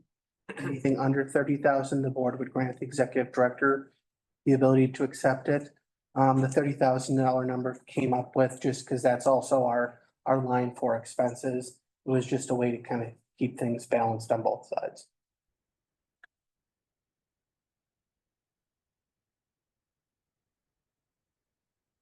Commissioners, on questions, concerns, comments? So on page 41 on the document, 42 on the PDF is funding discounts donation request. This gives the executive director the ability to do small amounts. This would be free foursome of golf, some shirts, waive a pavilion rental for a local group. Any large amounts would come to the board with an executive director recommendation. Something like this would be if a new affiliate group came to us.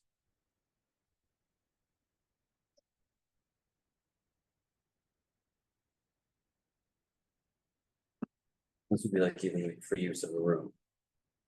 Something small like that, that would be executive. Our procedure manual, it's limited to local non-for-profit groups within Downers Grove. Or like other park districts for foundations. A lot of times we'll share foursomes amongst us, or local schools, but it be really limited to local, and he needs to have some sort of local benefit outside of just within the industry. We get a lot of requests. Usually from outside of Downers. Bill and I are signing off on the pavilions at this time of year. Kevin's bringing them to us. And it's just a regular weekly occurrence. For example, a lot of schools, particularly elementary schools, will do picnics. Yeah. So we don't charge them. You do a waiver on all those pavilions, but we do process that through the form, so they actually have to request it. So there's a paper trail on that discount that we're doing.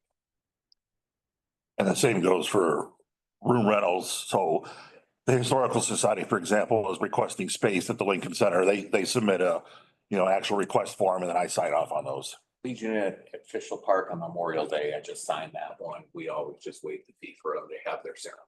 Yep. But we say below cost here. Who determines what's below cost? Or whatever the fee schedule is. Well, he's saying low cost, it's an arbitrary number. Oh, It's kind of minimus almost like, no. That usually comes to if somebody is having a larger event. Downtown management has done that in the past where they've wanted a larger event there. And we're incurring some direct costs, i.e. washing bath, taking care of the bathrooms, garbage, things like that, or staff on site. And the low cost becomes what our direct cost is, but we'll waive the rental fee from. if you would But it want, says that you can waive low. We approve simple, low cost. we could set a contributions. dollar amount if you'd like. If you want to say 1,000, 2,500, 10 grand, whatever the board would like, we could set a dollar so it's not so arbitrary. Because that's, I think what you're getting at is it's just Yeah. low and high. it's- Low to me is different than low All to of a you. sudden, the executive director's giving away $2,500 and it's like, well, that's low, it's a relative term. These things, do we know from the things that we've done in the past, what the high dollar amount would be that would like allow things? to I keep would say, operating in there? I would say most of what we do are rooms, pavilions, and then foursomes of golf. So we're probably talking a few $100, Yeah. correct? So maybe if we set the limit at 1,000 or something. $1,000. Revisit in 10 years, see if it needs to be. I think we need to look, though, we may want to exempt the Grow Foundation for that. Because cumulatively, because they use the golf course for their fundraisers. Oh, that yeah. money kind of comes back to us, that probably pushes past $1,000. Well, but isn't this is to give authority to the executive director to do it without coming to the board. The Grow Foundation could still come to the board, and we could still. You could. Could even be a consent item because they know it's coming every year. I don't know what the amount we would have to. I know what you So that said. we're not- What I'm saying. So that we're not writing a special exemption for an organization. You can bring that to the board since I'm. Yeah, the only reason I would even say to give them an option is just because they're kind of unique, that a lot of the money that they generate, raise, actually comes back to all our programming. Not all of it, certainly, but a good chunk of it comes back to our programming and NC's part of it. But if that's only that's across $1,000, except we can throw that on the consent agenda. It would be the normal ones. They've been even I can write something up. I know where you're going. that high. I just. No, I, With the future. Oh, 100%. no, that's, my concern was consistency. Kind of going back what we talked about before with setting a standard and maintaining those standards. And I don't want to make a mountain out of a molehill, but what determines a nonprofit? I mean, why, and I don't want to go down a rabbit hole. Yeah. This group was complaining that we didn't, I have in the past, asked for their documentation to be sure they're a 501c3. If it's the scouts, if we know they're a local troop, if it's the school, if they're a known, we don't ask them to jump through those hoops. And we have pushed back sometimes when it's maybe a local group of a big nationwide agency. Chapter or something. Yes, that may have political views or whatnot posted. We have pushed back on those. Yeah, because I thought we had a discussion about limiting that to only public entities. I think Just to avoid, the are you political or not question. 'Cause even including nonprofits, it becomes, Yeah, we have to watch how we write that, because a lot of times like the PTAs, they're not the government, they're separate, but they are benefiting the school, so we would count them as. See what I'm saying there? Yeah. My only Grow draw, Foundation isn't. and just take any one of the groups in mind that are philanthropic in nature, but decide to host a political event. That's what I'm concerned, Well, we would. you know what I'm saying? Like, Yeah, it'd be less. Now, that falls in a different category, so we Okay. would not waive on that situation. So you weigh the event in with the decision. Correct, absolutely. Because like we have the Lions, we have the. Kiwanis, Oh, yeah. Rotary, they do stuff. Rotary Grow Fest. Use official and some other stuff. Thoughts on this or? They're so individual, and that's. kind of my head on the line. Well, that's where, yeah, it's like you, I understand not wanting everyone to come. And when we to are, the board, but when we're not, or I'm not sure, I have come to the board to get a consensus that, hey, this one's a little tricky, what do you think? But generally, I just, I kind of follow those guidelines. Is that problematic to find one that's weird and ask the board, like, No, it hasn't been a problem. We don't get much of that. Yeah, I think It's been a long time once since in I've had a weird one. 4 years of Yeah. the board. so then maintaining that type of. Yeah, and then what's political and not political? We have a local state rep that does yoga in the park as free to everyone. It's a free program. It's not really political. It's community outreach. We're very consistent with that. State senator and a rep will get together and do, senior classes or something of that, like driving class or whatever. We'll do a room because again, it's benefiting the local public. They're not raising any money. They're not using it. Sure, their name's attached, but they're not handing out flyers. They're not campaigning. It's kind of a non-political piece of it. I mean, I think I would like the institution of $1,000 limit though, just. Per event or cumulative? Yeah, no, it's a good question. No, it's a good question. I don't have a good answer. And from school. That's where the Grove Foundation would get caught, is the cumulativity. Well, and Bill, we just had one for Pavilion. They have, I think, 10 or 12 of them for different grades. Okay. Yeah. preschool. Yeah, Per request, right? Okay. yeah. I just want to make sure. Yeah, because the school probably pushes past. Easily does 10 to 15 a year, just, with all. Yeah. Well. Per request for any one day, right? Otherwise people. $1,000 per. Yeah, per event, per day, right, yeah. Is there reporting? This is all hand done by, they fill out a piece of paper and This one's still old school. Okay. I get a lot of paper. Kevin brings me a lot of sheets of paper. Yeah. So someone can still FOIA and say, I want to see 100%, all the way. yeah. To was waived. Yeah, we keep those all on file. And it's all in back track. making this an online form. So did you get the direction you were looking for? I think so, yes. Thank you. Final item, recognition of outgoing board members. This is on page 48 or 49 on the top. It's kind of vague right now. It says a small gift or anything. It says a plaque or a small gift. My question was, did you want to set a dollar amount for that plaque or small gift? Did you want to dedicate dollars, let's say $250 to $500 or something for a small send off, cake, coffee, anything like that, appetizers? Purely board directive, but I know that historically the board has liked to do something for outgoing commissioners. I'm okay with leaving it up to the discretion of the board or the executive director. I don't think a dollar amount is put in. I'm in agreement. Okay. Again, I was spending a lot of time looking at another item this week that was on our agenda and does it have to be a shall? Can it be a may? May. Sure, I, because you're right, because we've had board members serve 6 months and there may not be a send off. again, thank you for highlighting this there. So that is all I have. Are there any other questions about it?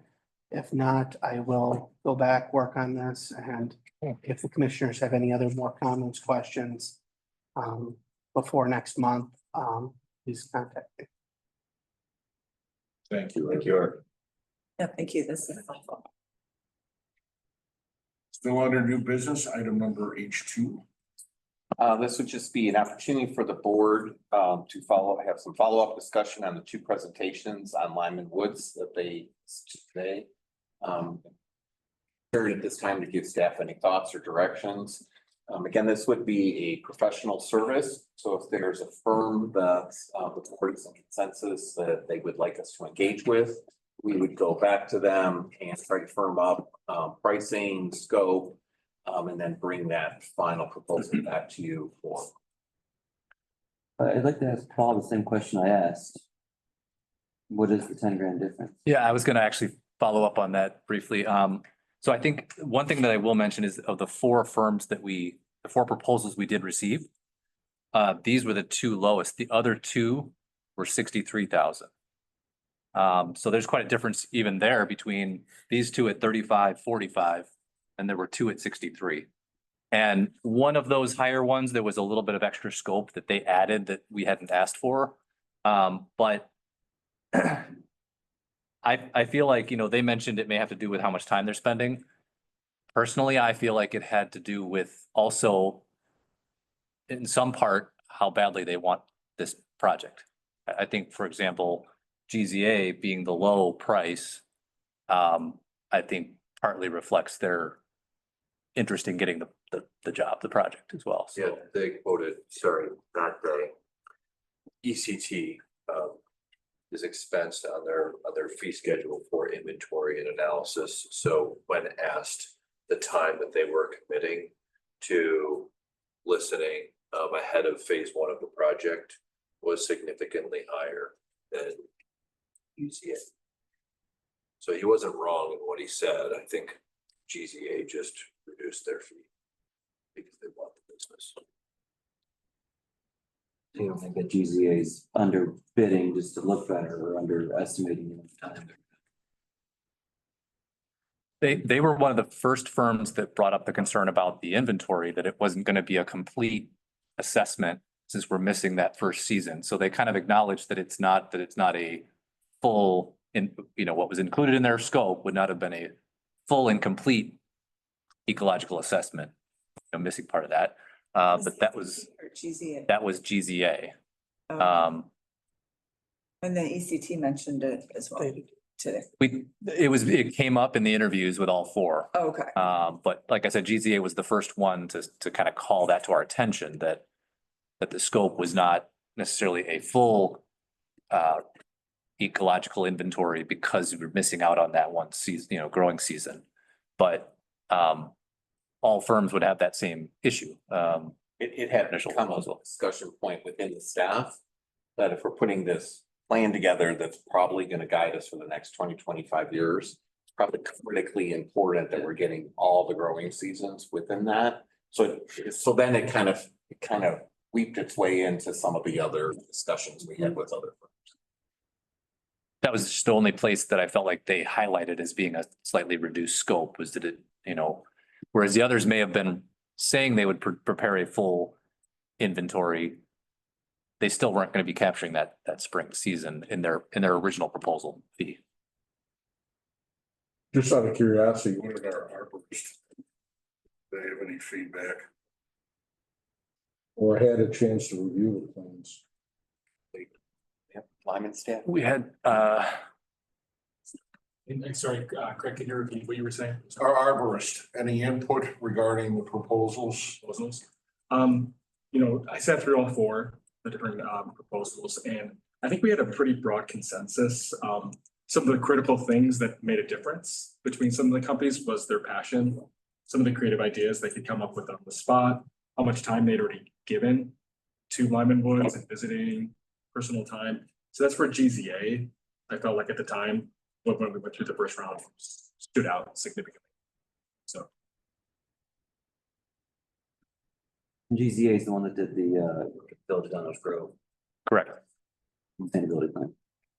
They we're just completing that scope, working on the village's sustainability plan.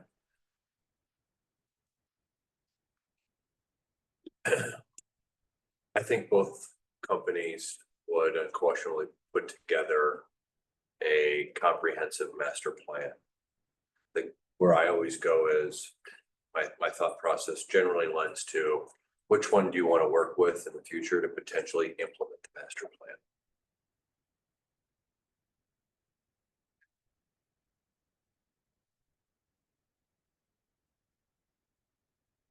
What are your thoughts? I was so impressed by both of those presentations, and my first thought was, we can't make a mistake. Like, it felt like we could have gone either way. I'm going to lean into the passion of GCA that I saw, but almost to your point, ECT really leaned into the execution, which was also impressive. So yeah, and not that GCTA didn't think that they couldn't do it, but they didn't make that as big a part of the presentation. I would want to know maybe a little bit more about that. I had the same thought. Also, it seemed now, this might just be my perception, that ECT had more local credentials than GCA. You had to ask that question. And I don't know if they had come up with, GCA had come up with anything, but ECT seemed to have a lot of local credentials. Commissioner Bennett? Yeah, I mean, just hearing the discussion just now about GZA, you know, could have me leaning that way. I was happy that like ECT talked about grants, you know, made that a feature. I think that's something that we've taken a good advantage of here. So for GZA to not think about that, it's like, why didn't they? That kind of makes me think of it, but you guys are the ones who have spent more time with them. Yeah, please share. Yeah, I was gonna say, so the grant question did come up with all of the companies. We did feel like ECT probably featured that a little bit more, but we did bring that question to GZA that first round. And they did talk about, obviously they're not gonna apply for the grants and go through every single step, but they do have people, being a larger, wider national company, do have people on staff that can help identify and some of that tracking when you're going through the grant process. I didn't feel like, Paul, there was necessarily like, you know, a big difference on that side with the grants between the two based on our first discussions. Do you feel like that? I would agree. Yeah, GZA didn't touch on it in their presentation tonight, but it did come up in our initial interviews that they have grants, they have staff at GZA that does seek out grants and. So both of them said they could identify them for us, and then as follow-up, if we wanted them to apply or seek them for us, I believe they both had services and resources where we could contract with them to also to go out for us and apply for them, having that skill. You know, both organizations have size, scale, they have deep knowledge and expertise. Certainly bring the individual's resumes are extremely strong. My observations through both of those presentations is that GZA perhaps has a little bit more of a current understanding of Lyman Woods. Certainly that leads toward their passion for the project. And I was quite impressed with Jay calling in during his vacation in Italy, which to me demonstrates commitment. I agree, Commissioner. I'm leaning towards GZA, a little more focused on Downers Grove. That's the impression I got. And that they understood our needs and understood our community, basically, is what I walked away. And I appreciate the fact that you're hungry for the job. Very, very much so. So are you looking for general consent? So if there's consensus for one firm over the other, then staff would begin having final discussions with that firm. See what we can do. If we bring price down, I don't know if we can do that. We always ask that question. Just make sure the scope is all correct, and we would bring a contract proposal to you. And I would suggest there might be a little additional cost because if we're gonna add on that additional piece, but we have 75,000 budgeted in the capital budget for this. Maybe I'm alone in this, but I was actually quite impressed with the fee schedules for both providers. Yeah. Well, if you're looking for Commissioner Johnson, what do you think of the two proposals, ECT or GZA? There's definitely pros and cons. I think based on the discussion and the points brought up and their connection, I would go with GCA. Mr. Vice President. I would agree. Commissioner Dawson, GZA. GZA. All right. I will say that at the staff level, when we were choosing the two firms, the GZA was kind of the first pick. That was the one that was kind of a unanimous, we all felt deserved to be here. And then there was some discussion about number two, but so that was kind of the higher pick, I would say, easier pick of staff. We were impressed with Jay and his passion. And once again, thank you to staff. This is a big project. There's a lot of ownership. As far as I'm concerned, I've said it, I think Lyman Woods, we say McCollum is our crown jewel. I think Lyman Woods is. So I appreciate all the time and effort, and this was once again, A+ on bringing this to the board. And you know, you ultimately you have to work with them more closely than we do. So I hope you're happy. After we work on McCollum next year, maybe it'll change your mind. They're pretty close, in very different ways. Side, south side. We have a gem on each. That's true. I think that's it for new business. Recognition of visitors. No online visitors. So we're up to item number J. The next Downers Grove Park District Board meeting will be held on June 5th, 2025 for a park tour that Mr. McAdams spoke about earlier in the meeting, starting at the administration building at 3 p.m. or $1,500. Now we move to item number K, adjourn to closed session. We will be reconvening. We correct? will, yes. Okay, so I'd like to have a motion to adjourn to closed session for the purchase or lease of real property for the use of the public body, including meetings held for the purpose of discussion, whether a particular parcel should be acquired pursuant to 5 ILCS 120 of the Open Meetings Act.